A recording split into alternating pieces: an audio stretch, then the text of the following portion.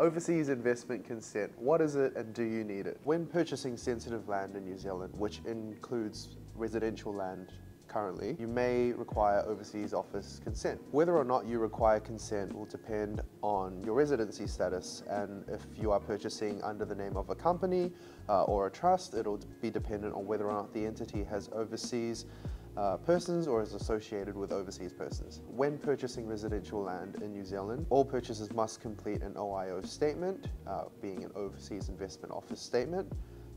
This will declare their eligibility to purchase, and it will declare their residency status and whether or not the purchaser requires consent. False or misleading statement under the Overseas Investment Act means that a purchaser may be liable for a fine of up to $300,000. There are three categories of eligibility, including those who are eligible to purchase with an exemption, and those who are not eligible. New Zealand, Australian and Singaporean citizens, including their spouses or de facto partners, are eligible to purchase residential land regardless of where they may reside at the time of purchasing. New Zealand residents are also eligible to purchase residential land, but they must fulfill three requirements to prove that they are ordinarily resident in New Zealand. For the purposes of overseas investment consent and eligibility, they must be resident in New Zealand for at least 12 months preceding their purchase. They must be a tax resident of New Zealand, and out of the 12 months preceding the purchase, they must have been resident in New Zealand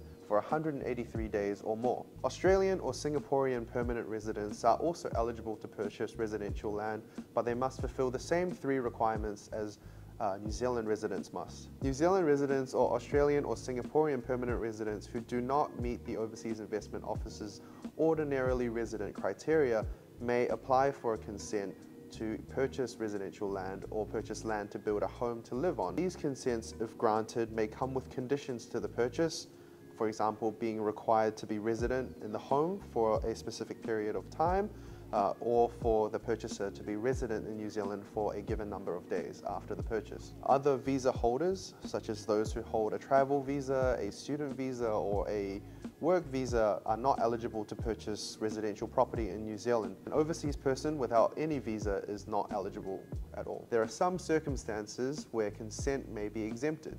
Inheritance of residential land may be exempted, however, it's circumstantial. For instance, if the residential land was purchased subject to conditions or consent, those conditions may transfer to the beneficiary of the inheritance. The regulations are complex, and we recommend you seek legal advice. Residential land acquired as relationship property, where one of the parties to that relationship fulfill the Overseas Investment Office's ordinarily resident criteria, may also be exempt. Additionally, acquisition of residential land by an overseas person by way of division of relationship property may also be exempt. Again, proper legal advice should be obtained to assess the legal position. Applying for consent. If you require consent to purchase residential land, an application for consent may take up to 10 working days. Or, if applying to purchase otherwise sensitive land, an application may take up to 30 working days. Once granted, a pre-approved consent is valid for up to 1 year, so you can choose to look at properties within the conditions of the consent once granted. Alternatively, a purchaser may choose to look at properties and apply for a consent after deciding on a property to purchase. Foreign buyers should not sign any agreements or declare any agreements unconditional before obtaining consent. Consequences could be disastrous. For instance, a purchaser requiring consent cannot bid at auction unless the purchaser has pre-approved consent. The cost for applying for consent can vary depending on what type of consent and/or exemption is required.